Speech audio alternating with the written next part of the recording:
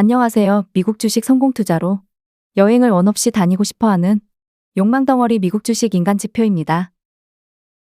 매번 영상 올릴 때마다 하는 말이지만 결국 상승 추세이건 하락 추세이건 추세 중에 오는 눌림이건 짧은 시간봉이건 일봉이건 결국에는 추세를 먹어야 수익을 내는 게 편합니다. 우리는 흔히 주가가 하락할 때 너무 빨리 분할 매수 들어가서 시드가 소진되면서부터 불안해하기 시작합니다. 거기다가 레버리지 민족답게 본주 투자보다는 대다수 분들이 2배, 3배 레버리지 투자를 많이 하기도 하고요. 물론 저도 최근까지는 본주 상품 투자하면 수익이 너무 적은 거 아닐까 하는 고민도 많이 했었습니다. 다만 본주 상품도 조금은 긴 호흡에서 보면 나쁘지 않다고 생각이 좀 바뀌었습니다. 상승 추세에 타면 그 다음은 눌림 매수 받는 거겠죠. 막말로 상승 추세가 얼마나 길고 짧을지 알 수가 없습니다. 매번 규칙적으로 몇 개월 상승한다는 보장도 없기 때문에 레버리지 투자 중이라면 분할익절은 필수라고 봅니다.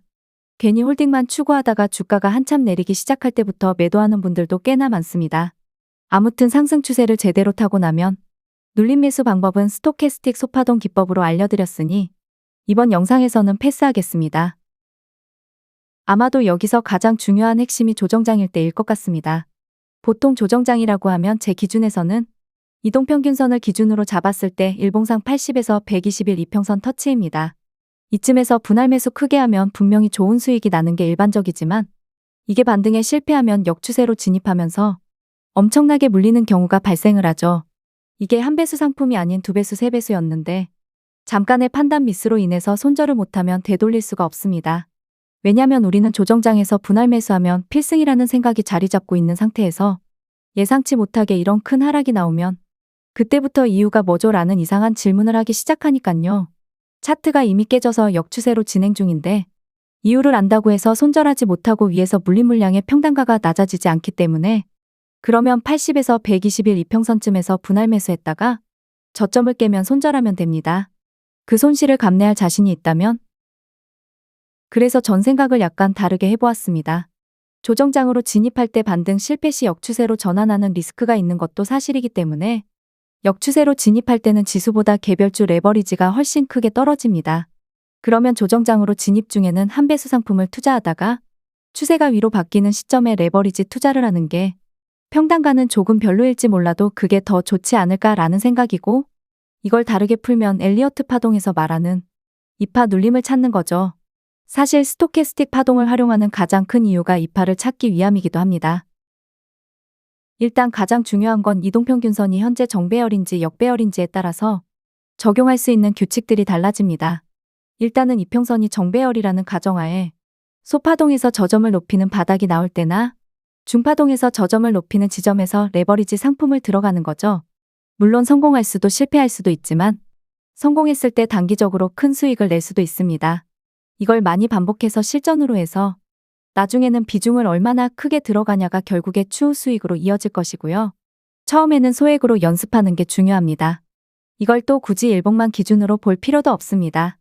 그러면 이평선이 정배열일 때 주가가 80에서 120일 이평선으로 떨어진 후에 저점을 높이는 소파동이 보일 쯤까진 한 배수로 천천히 매수하다가 소파동 저점을 높일 때는 레버리지 투자에 집중하는 방식이죠.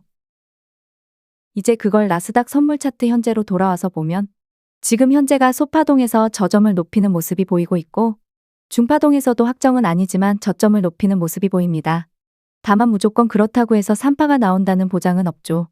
여기서 정말 3파가 나온다면 나스닥은 대략 4에서 5% 정도는 더 올라야 합니다.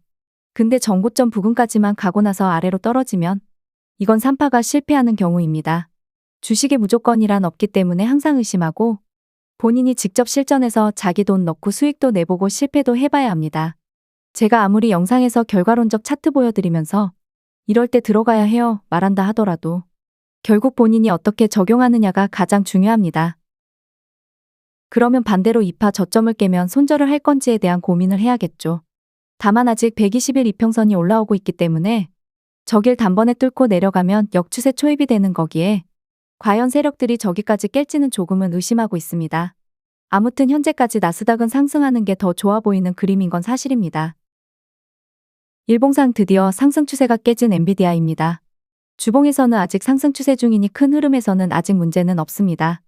다만 일봉에서는 역추세 초입인 걸 부정할 수가 없습니다. 현 상황만 보면 소파동에서 어설픈 저점을 높이는 쌍바닥이 보입니다. 이 힘으로 상승을 기대할 수 있는 범위는 잘해야 20일 이평선 정도로 보고 있습니다. 만약 금요일에도 소파동이 올라가면 그 이후에 눌림을 줄 때 엔비디아의 레버리지 투자를 고려해 볼 만은 하죠. 다만 이평선이 역배열이라는 점이 마음에 걸립니다. 그래서 지금까지 본 상승 추세 중일 때 이파 찾는 방법과 약간 다르게 봐야겠죠. 그러면 엔비디아 차트를 뒤집어서 반대 세력들 입장에서 보겠습니다. 그러니까 엔비디아 공매도 치는 세력들은 어떠한 패턴을 그렸을까 공부해 보는 거죠. 엔비디아 숏 또한 완전 역추세였습니다. 대파동에서 저점을 높이는 파동들이 보이기 시작하더니 대파동에서 2파 눌림이 보였고 결국에 120일 이평선을 뚫고 3파 상승이 아직 진행 중에 있습니다. 20에서 40일 이평선이 첫 골드 크로스가 나와서 올라가는 추세이기 때문에 한 번의 하락 힘으로 40일 이평선 아래로 내려가는 건 쉽지 않습니다. 그렇다는 건 조만간 숏이 반격을 한다는 소리겠죠. 그 반격이 다시 한번 엔비디아 롱 입장에서 저점을 낮출지 혹은 저점을 아주 살짝만 깨거나 저점을 지켜줄지가 관건이 되겠습니다. 365달러 깰 때부터 매수하려고 참았던 테슬라가 결국에 어젯밤에 365달러를 깼습니다. 이동평균선이 아직 정배열이기 때문에 제가 오늘 영상에서 알려드린 공식대로 써먹으시던지 혹은 80에서 120일 이평선 부근에서 천천히 분할 매수하시던지 선택은 본인이 직접 해보시면 됩니다. 결국 내 돈이 들어가면서 실패도 하고 성공도 해봐야 자기만의 매수 기준이 만들어집니다.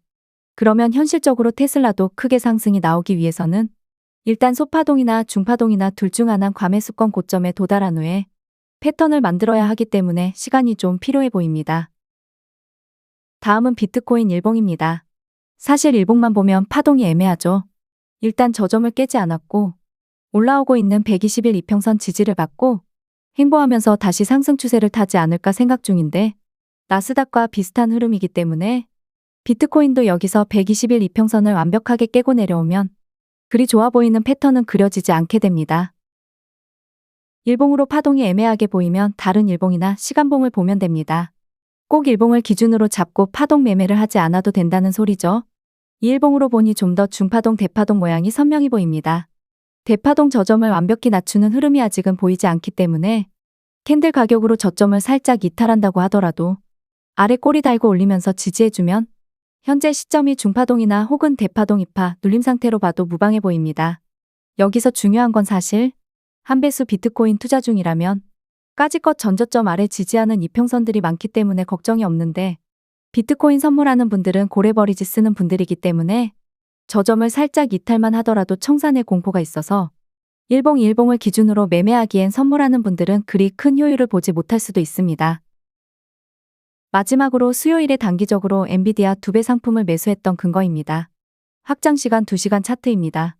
이동평균선은 완벽한 역추세 역배열이었습니다. 대파동의 저점을 높이는 쌍바닥이 보였고 중파동에서 저점을 높이는 2파 눌림으로 생각하고 들어갔습니다. 그리고 목요일에 저는 126에서 127달러쯤에서 전량 매도했습니다. 비중은 그리 크지 않았기도 했고 위에 120일 이평선을 한 번에 뚫고 올라가면 배 아파 지긴 하는데 어차피 한 배수 비중이 있기 때문에 그걸로 수익 내면 되지 않은 것과 일봉에서는 아직 추세를 완벽히 돌리기엔 너무 이를 것 같다는 복합적인 이유였습니다. 어차피 우리는 주식으로 수익 내기 위해서 투자를 합니다. 결국 자기에게 최고의 매매 기준이 뭘까? 장기 투자를 할 거면 시간봉을 보지 마시고 일봉 주봉을 보시면 되는 거고 레버리지 투자를 한다면 주봉을 보기보다는 일봉 시간봉을 보시면서 대응하는 게 좀 더 효율적이지 않을까라는 제 개인적인 생각입니다. 떨어질 때 저점을 너무 확신하지 마시고 승률 높은 자리에서 레버리지 투자하시길 바랍니다. 다음 영상은 다음 주 초에 올리도록 할게요. 좋은 주말 보내세요. 구독과 좋아요, 알람 설정은 무료입니다.